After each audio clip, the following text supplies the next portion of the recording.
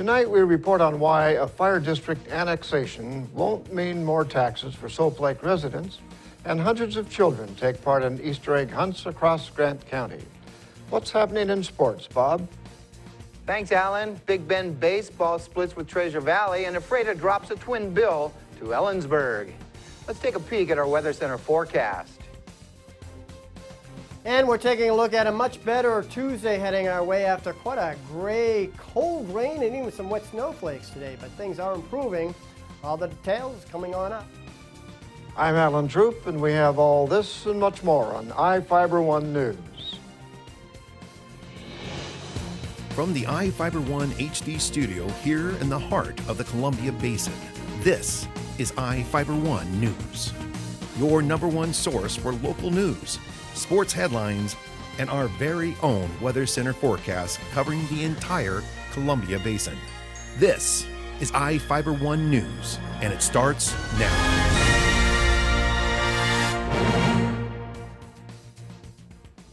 Soap Lake leaders say taxpayers will see no additional taxes under a proposal to annex the city into Grant County Fire District 7. Property taxes will increase by about 75 cents per $1,000 of assessed valuation for Soap Lake property owners. City council members propose offsetting that by reducing city property taxes an equal amount in 2017. Chairman of the city's Fire District Annexation Committee, Burr Beckwith, said the fire district tax increase and city property tax reduction in 2017 would mean no additional cost to the taxpayers beginning in 2017. The council meets with Fire District 7 commissioners at 10 a.m. on April 11th at the fire station at 155 State Route 28. The public meeting is followed by an open house at the fire station, and public comments and questions are encouraged. The Moses Lake School District Transportation Department is adding more staff to handle repairs and maintenance for the district and other school districts in Grant County. Reporter Devin Higgins has the details. The Moses Lake School District Transportation Department has a problem. It has so much business coming into the garage that it's needing to expand its staff. The district handles repairs and maintenance for not only its fleet, but also the Ephrata, Soap Lake, and Wilson Creek school districts they share a transportation co-op with. On top of that, more Grant County schools and private transportation companies are coming to them for work. Transportation Manager John Eschenbacher said it's a good position to be in.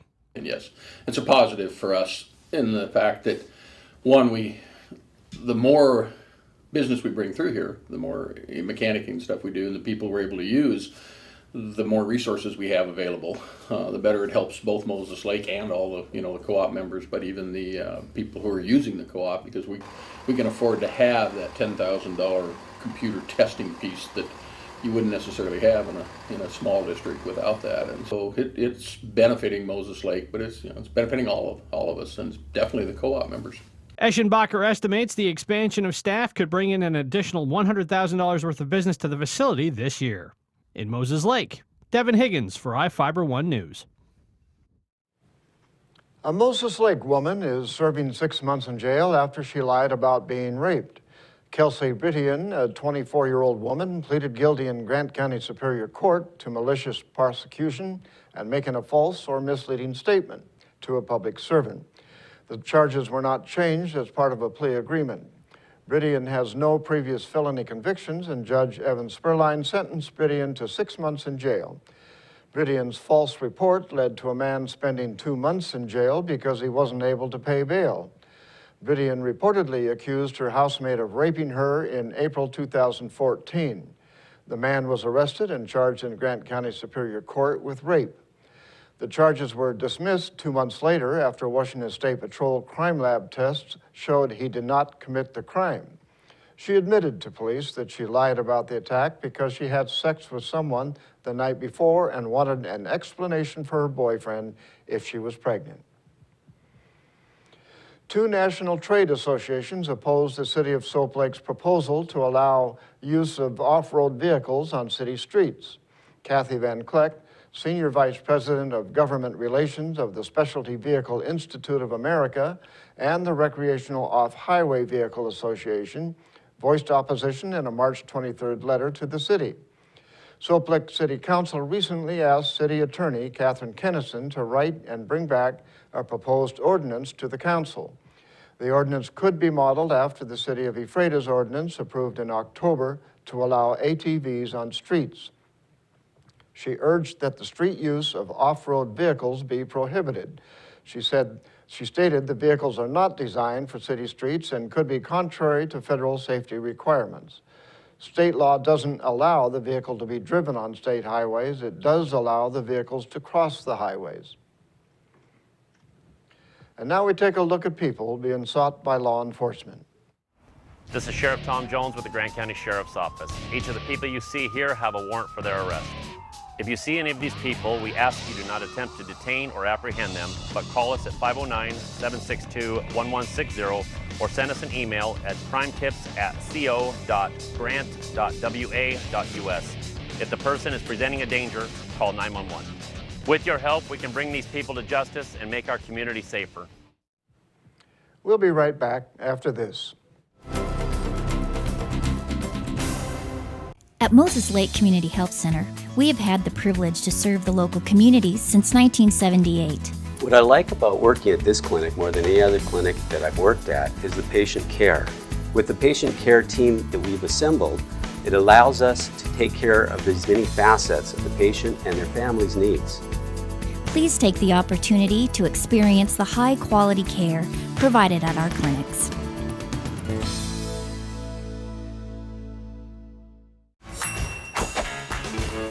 Just when I thought the blizzard couldn't get any better, DQ put the blizzard inside a waffle cone. This is mind-blowing.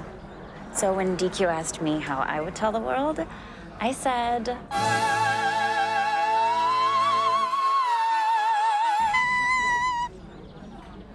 Sounds better in Italian. Pretty impressive, Liz. Any blizzard, like confetti cake, now in a fresh-baked waffle cone. This is fan food, not fast food. And hi there, everybody. Meteorologist Don Morelli with you here on iFiber Channel 1 News. Our weather overnight tonight is, of course, brought to you by Bud Cleary Toyota dealers. Toyota, let's go places. And, of course, it's been a ugly day, hasn't it? Really, with the cold rain, even some wet snowflakes mixed in at times. But we're looking for a gradual warm-up through the rest of the work week. But there is a but at the end of the table here. I'll talk about it shortly. Showers are ending right now and slow clearing for the rest of the night. And that means, depending on how fast we clear, could depend how close we get to the freezing mark. And with the wet roads in some areas, there could be an ice patch or two by sunrise. And if not, then I think we'll see a little patch of fog here or there nonetheless. But things should brighten as the day goes on Tuesday. Midweek warm-up right through Wednesday, Thursday, but a cooler weekend and breezy weekend coming our way, especially Saturday. 47, that's a midnight high. 37, morning low. It's actually late morning when the colder rain moved on in. 60 and 36 are normal, speaking of precipitation, about 6/10 of an inch of precipitation here in Ephrata. And in Moses Lake, we picked up about 1/4 of an inch. That might be a little low. We'll get updated for you later. 45 and 35, again, a midnight high with the afternoon chill in the air with breaks developing late in the afternoon. But it didn't respond much with the thermometer. 45 degrees, mostly cloudy skies, a few sprinkles around, south-southwest wind at 7, but most of the precipitation is ending and tapering off right now. And overnight tonight, we'll continue to see the tapering off of precipitation with just some clouds in the vicinity. And the main upper storm system is way down to our south and west, the main pocket of energy. There could be another little spoke of energy trying to come up towards us, but for generally the region we're looking for, not much coming our way as the system drifts off towards east. You see a little sprinkle there by Wednesday night, Thursday morning, but I don't really think that's going to happen. I think if that does happen, it'll be in the mountains. So for our Tuesday, statewide, here we go. We continue with the isolated threat of showers and storms, mainly to our southwest and portions of the Cascades south into Oregon. Again, the closer you get to that upper storm system. The inland northwest also may be an afternoon sprinkle, and even here we have a chance of an afternoon sprinkle, but generally looking for a much better day. Look at that temperature up into the upper 50s to lower 60s. A lot more sun than what we saw on this Monday afternoon. Taking a look now at the 7 days, you can see things improving. Milder conditions Wednesday, Thursday in the mid-60s. Still a little chilly in the morning hours. And again, watch out, maybe some morning fog or ice spot or two. A little concerned about that. But then look at Saturday, Sunday. Windy and back into a bit of a chill. So take it easy, everybody. Have a great night. Hi. Hi, I see here on my glasses that it's your sales event. Yeah, we have low APR financing and some great lease offers. Check out the bold new Camry. Wow, that's really nice. I gotta get a closer look. Wow, there's so much stuff. Careful. If I could just see where I was going.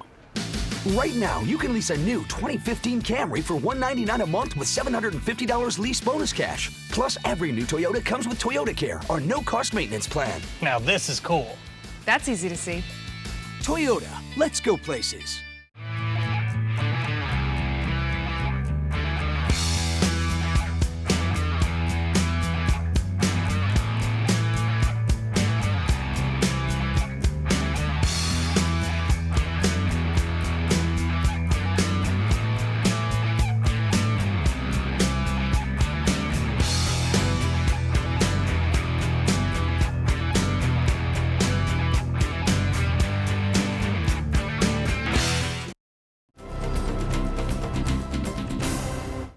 Big Ben split a home doubleheader with Treasure Valley. The Vikings dominated the opener, but came up 2 runs shy in the nightcap. Here's Sean Wells with the story. It was a big NWAC conference game for Big Ben hosting the Chuckers of Treasure Valley. The first place Chuckers were looking to keep things rolling while Big Ben needed a win to get back in the conference race. Treasure Valley got the opening run in the contest, taking a 1-0 lead after the first. In the 4th inning, the bats heated up. Treasure Valley knocked in 3 runs, but check out this tag by Vikings second baseman Cody Riley. In the bottom of the frame, Big Ben caught fire. Adam Munoz got things going with a single, then first baseman KJ Herbert had a big RBI base hit. A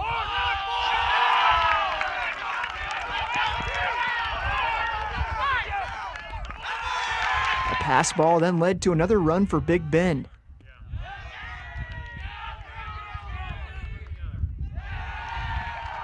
The Vikings scored 4 runs in the 4th, 2 in the 5th, and 4 more in the 6th to take the game 10-4.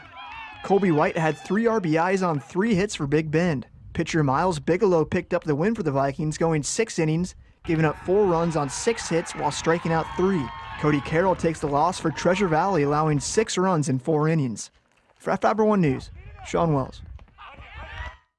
The Vikings dropped the second game of the Twin Bill 3-1. Ephrata dropped a home Twin Bill with Ellensburg. Garrett Hull tossed a 3-0 shutout in the opener, giving up 2 hits and fanning 12. Eberg led 6-0 in the 4th in the nightcap and held on for an 8-3 win. The Tigers entered the doubleheader on a 3-game win streak, but was no match for the defending state champs. Ephrata falls to 3-4 in CWAC league play with the losses.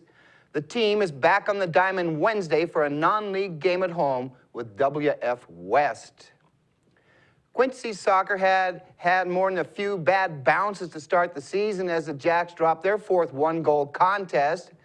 The defending 1A state champs were shut out 1-0 by Grandview Saturday and have lost 5 of their first 6 matches. But the good news is they are all non-league contests. The Jacks are back on the pitch at Sela Thursday and then open league play at Prosser Saturday. Ephrata wrapped up its non-league schedule with a 4-0 home loss to Toppenish. The Tigers have been on a bit of a roller coaster ride to open the 2015 season. Ephrata took its opener against Clarkston, but has been on a lose-2, win-2 streak the past 6 games. The Tigers will host undefeated Othello Saturday to open CWAC league play.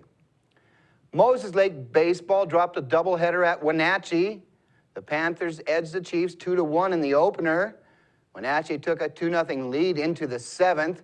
Moses Lake got one back to close the gap to 2-1, but left the tying run and the go-ahead runs on base. The Panthers took the nightcap by a 6-2 score. The Chiefs were up 1-0 after their first at-bat. Wenatchee erupted for 5 runs in the bottom of the frame to blow the game wide open. The dual losses evens Moses Lake at 3-3 in the Big 9 standings. The Chiefs head to Sunnyside tomorrow for a single game with the Grizzlies. We'll be right back after this. Hello, my name is Cheryl Kono. I am your local Ephrata Farmers Insurance Agent. Here at Cheryl Kono Insurance Agency, our customers always come first. We don't just work here, we live here. Please stop by the office, call, email, or Facebook me for a free auto, home, life, business, or farm and ranch quote today. We are insurance. We are farmers. Come in for a free quote today. We are farmers. Bum, ba-dum, bum, bum, bum, bum.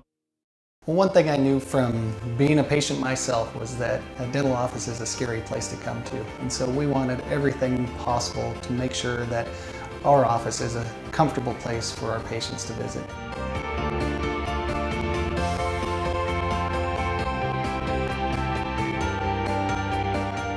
The patients that I have, my clients, have made me a part of this community, and we want to give back in every way possible.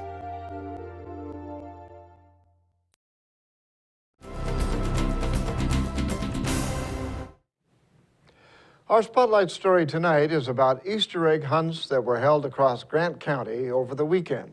Hundreds of children took part in the mad dash to fill their Easter baskets. Reporter Cameron Probert has the story. Children across Grant County raced across grass and sand to collect plastic Easter eggs on Friday and Saturday. Hundreds of children searched for candy and prizes in egg hunts in Moses Lake, Ephrata, Quincy, and Soap Lake. The annual hunts in each of the communities have been a tradition as long as organizers can remember. Volunteers spent hours putting together eggs for the hunt, which were scooped up in a matter of minutes. The Sand Scorpions spent 4 weekends assembling the plastic eggs they put out for their hunt. Penny Archer and Brandon Douglas with the Sand Scorpions said the event started about 10 years ago. We've actually been gathering things for several months, and then we spend 4 different weekends stuffing eggs. The last count I had, and we were still going, come on Garrett, was 6,000 eggs, and there's more than that. So. Archer said the event attracts hundreds of children to the Moses Lake sand dunes to find plastic eggs and egg-shaped sidewalk chalk hidden across a couple-acre stretch of land on the sand dunes. It's just a great day for kids. They said the children find most of the more than 6,000 eggs the Sand Scorpion members placed. They were happy with the turnout and the weather. If we find one, it's amazing. Some of our members came out yesterday and were picking up trash and said they found 5 from last year. Yeah. Children also gathered in McCosh Park in Moses Lake, East Park in Quincy, and Lions Park in Ephrata to gather eggs. Ephrata Rotary Club member Katie Thomas said the annual hunt in Ephrata turned out well. It was a very, very fast and furious, quick. So lots and lots of happy kids. She said the event took about an hour to prepare.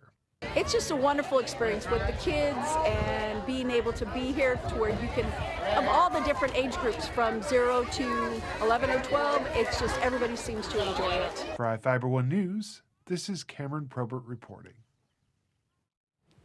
We'll be right back after this. Have you been to iFiber1.com? The most up-to-date news in the Columbia Basin is just one click away. With news, sports, and weather, you can stay in the know with what's going on in your community. Read your news on the go by visiting iFiber1.com on your tablet or even your phone. Follow us on Facebook for quick updates and discuss the news with others in our area. Your number one news source in the Columbia Basin is iFiber1.com. Check it out today. What's white and yellow and red all over? If you said the local book telephone directory, the one with the purple sunset on the cover, then you're right. In print and online at statewideyp.com, it features up-to-date local maps, community information, and a calendar of events. With a restaurant dining guide with full local menus and a reverse directory, you're sure to find the number you're looking for. It's the best way to get the information you need. Pick up a copy of the local book today or visit statewideyp.com.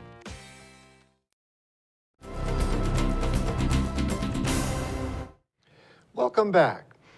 The Multi-Agency Communications Center is in the process of upgrading its phone system to allow texting to 911 services. MAC Director Jackie Jones stated the agency would work toward implementing the program when the phone system is upgraded. There is no timeline set on when the service will be available in Grant County. The state's E911 Coordinator's Office announced all 911 call centers in the state are working to upgrade their systems. Kitsap County is the first county to offer the service, allowing people to send a text to 911 during an emergency. The upgrades are funded by an existing fee already included in phone service fees. Grant County business owners need to file a list of the personal property used in their businesses by April 30th. According to the Grant County Assessor's Office, the majority of personal property owned by people is exempt from taxes, but if it's used for an agricultural, commercial, or industrial business, it is subject to property taxes. Personal property includes equipment, furniture, small tools, computer software, machinery, and supplies used for the business. People submitting their forms after April 30th face a 5% penalty per month with a maximum of 25%. People can get a personal property form from the Grant County Assessor's Office. For more information, contact the Assessor's Office at 509-754-2011, extension 2608. CHS Connell Grain raised nearly $4,400 and gathered more than 23,000 pounds of food to help the homeless in Grant County. The company's Moses Lake office held its annual Harvest for Hunger through the month of March to bring money and food to local and regional food banks. According to organizers, part of the food drive included a bowling fundraiser at Lake Bowl on March 13th. Chief Moses and Frontier Middle Schools held cooperative fundraising events, and Quincy Foods donated a supply of frozen foods. In Northwest news, just a day after a family's pit bull attacked her 4-year-old son, a mother is sharing her side of the story. She says the dog never showed any sign of aggression before the unprovoked attack. KCPQ's Janet Kim has the story. They're images from happier days between 4-year-old Gavin Evans and his pit bull Smash. Smash he's super cuddly. Like, he was the nicest dog you could ever imagine. Never once snapped at somebody, never once growled, nothing. But that all changed Wednesday when Smash attacked Gavin and his mom Alyssa at their Lacey home, biting the 4-year-old in the face, surprising all those who are growing to love him, including Gavin's 7-year-old brother, David. I don't think Smash was like that when they got him, and he's supposed to be a loving dog. I didn't think he was gonna do that to my brother. The boy's mother, Alyssa, says she doesn't know what made Smash snap, since he had never shown signs of aggression toward people in the 2 weeks they had him. I really didn't see it coming, and they were never in his face, ever. Never left alone, nothing. I mean, he was still new, but I don't know what happened yesterday. She also says they didn't get the dog from Craigslist as reported by investigators, but rather through a neighbor's friend. I've been looking for a pit bull, and I mean, he was raised with kids, been around kids. I have no other animals. Like, what a perfect fit. A perfect fit that may have unraveled in an instant, but hasn't taken away her faith that their family will get through this. What he's done in the last 24 hours is amazing. From what he went through, what he had gone through to now, I mean, I couldn't ask for a stronger boy. Kids in a California town were treated to an unusual Easter egg hunt on Saturday. The Church of the Highlands dropped thousands of eggs from a helicopter.